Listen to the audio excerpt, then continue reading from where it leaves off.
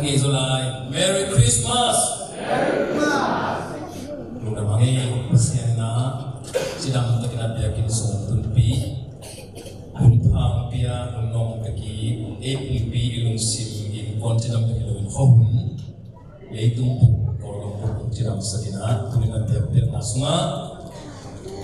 tui pung porpi,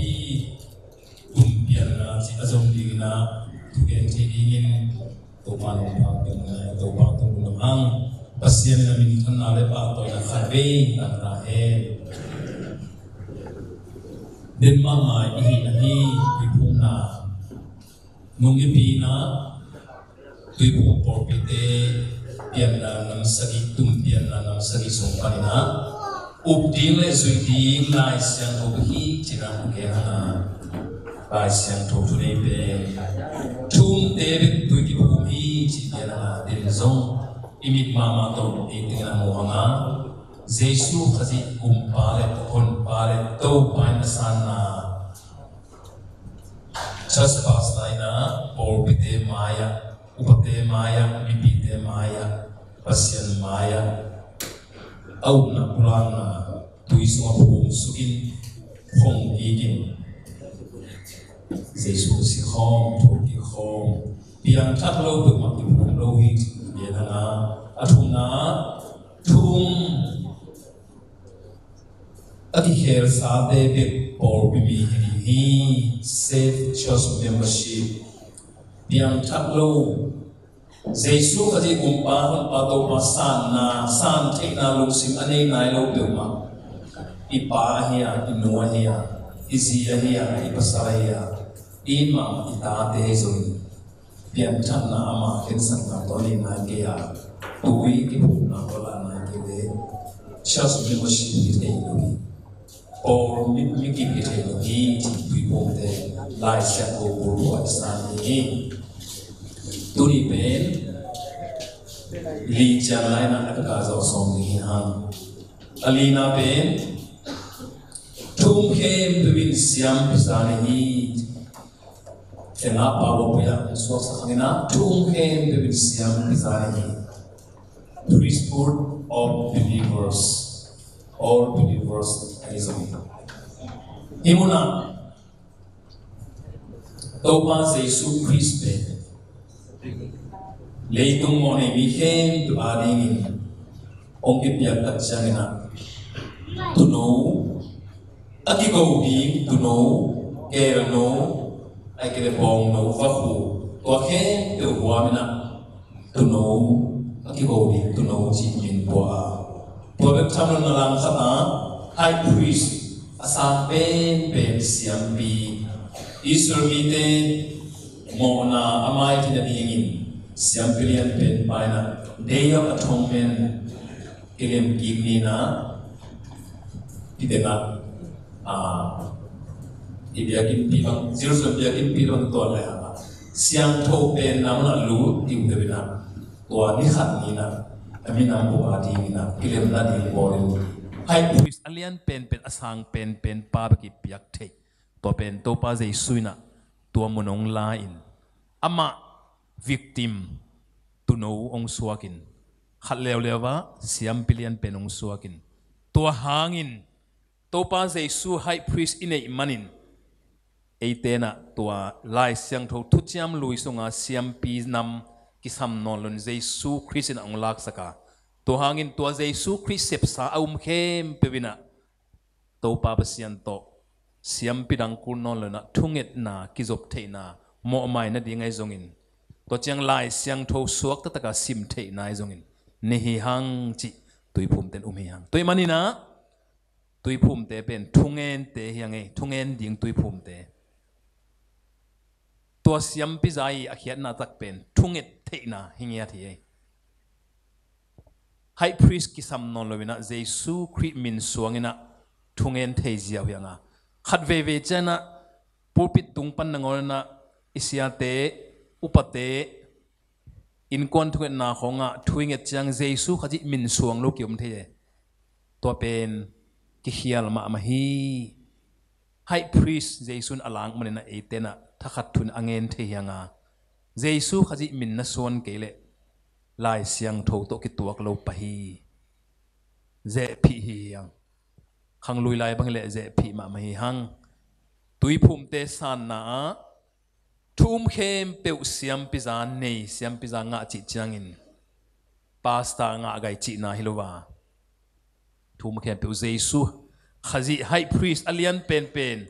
asang pen siam pi jesu inong sep sakin ama tung tonin pasian to directina na up nag le thungen the lai siang do simina pasian to ki zom the chi na hi mo na ki sang ni na jesu min suangena na mo na te pulak the thungen tui phum te hianga thuinget chiangena jesu khaji min suang te ka thungen te hi hang chi tui phum te san na hi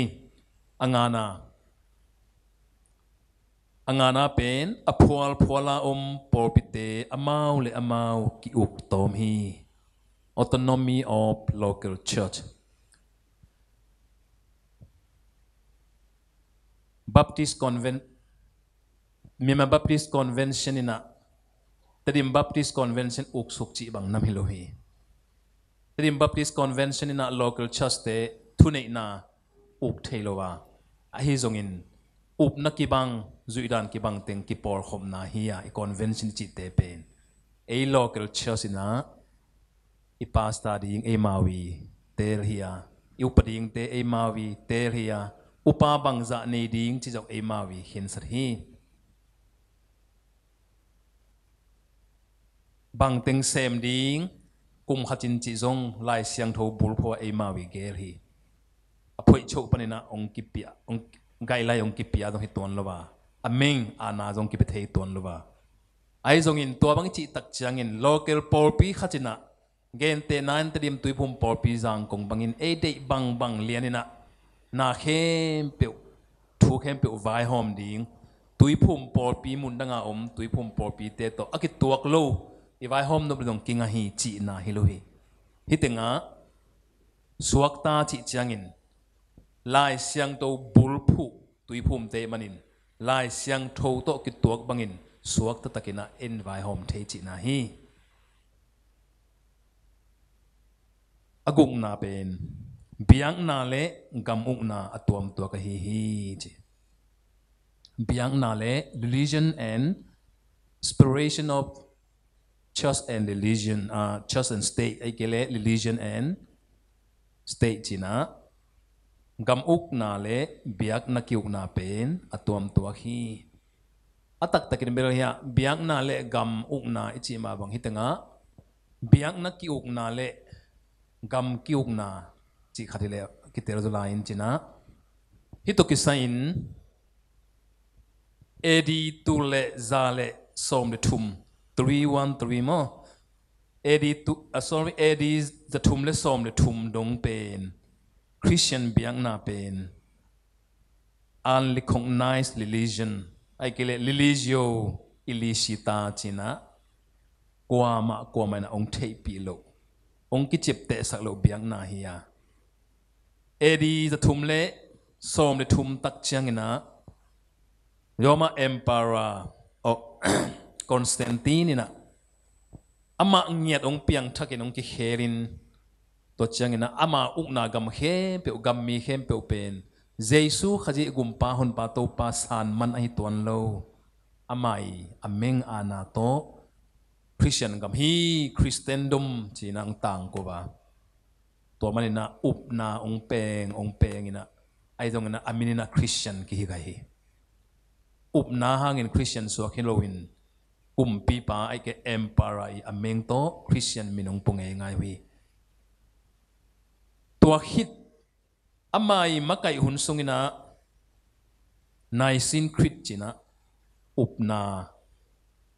bishop teng kai kho mina upna pulak nang nia tua zong iporpi na zong Christian gai tuam min zong naisin crit pen asan hi na ep tui pum ten zong isan hi tua pen ong makai pi pen ko hiam chile Constantine biak na makai ahilo gam makai Constantine makai na hi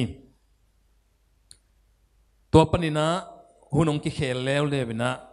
hun khat ong pa ya tua pen kumpi te I ukna biak na nangon kumpi te ukna ong ngei to changina hung kilai lewina the influence of just influence on state like over state biak na makai te na gam makai te tunga ukna thuni na ong nei mo he kum tam pisung adiak de kina pop Hildebrand pop innocent 3 to te hun sungina edi tule som se thum pan tule zani le som kwali ki kal sung teng bang pen pop te wang nei luma maina kumpi te na ngoni na athu mangin pasien de ina hitakele popi thune ina pasien de ina to ki tuak zongom lai siang tho to ki tuak zongom amawi ana ne ina amawi thune ina to kumpi gam tam pi tak zo onguk zo wa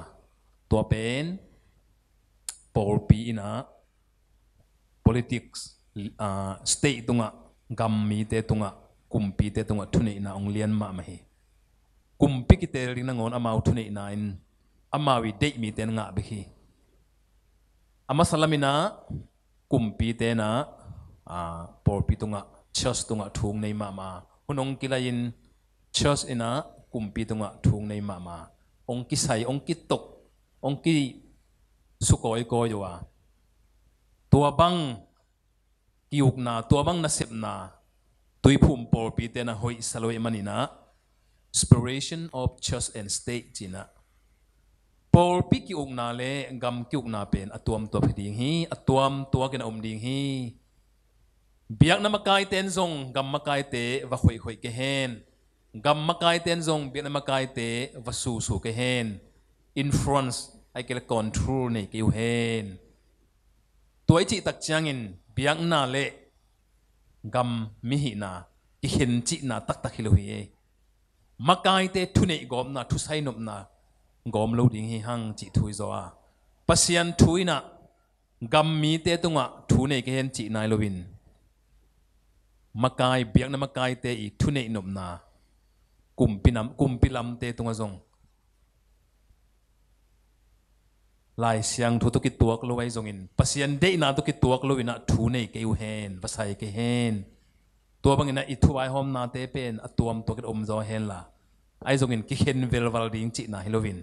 thum mi te zong nai ngan ji sung ma kumpi te up na sung ma hi por pi chi zong kumpi te to ma ki zum hi to gel ki hen le ding chi tak chiang in thu nei na le ki sai na te ki khachena amai wang nei na ana mi te I za tang na to vasai sak gop ding chi na ma hi lo na to pen tui phum por pi te na sang lovina atuam to ke na ivai tek a hoi the ding gel ding hang chi hi to chang ina asagi ina pen por pi mi atam zo thukim na to por pi sung thu ki vai hom hi democracy chi chi church leadership pen democracy mi pi piang thak thu mi atam zo I thukim na to I por sung ki vai hom ding hi chi hi ka za ngei khat imakai pi masa dokta kam khothang reverend dokta kam khothang ina tui phum por pi te ki makai na pen atam zo mi pi atam zo I thu to pai ding hi mok le ama gen hun lai takina mi pi atam zo pen ki hai zo hi chi mo kai ki pil zo lo tôi mình hai zo te I thu nei na to pai ding hi lo mo chi na man gen ngi hi chi ai dong tu hun te I vek pina Jesu khaji gumpa hon pa to pan sangin akhat na hi up ding le zui ding lai siang thu be hi achi vilvel I thu nei pi ding pen lai siang thu ongen bangai manin tua banga agam ta akam pau thu mi atam zo I khen san na pe ong man ding hi lai siang thu bul phu lo pia piang thak lo pia atam zo I thu gen chi nai lo hi piang thak sit set save church membership believer baptism biblical authority lai siang do thunei pen ko in thum te bek ki thui phumin ทุ่มสากิตุยพุ่มเตเบกปอลปิมีหิมอกเละ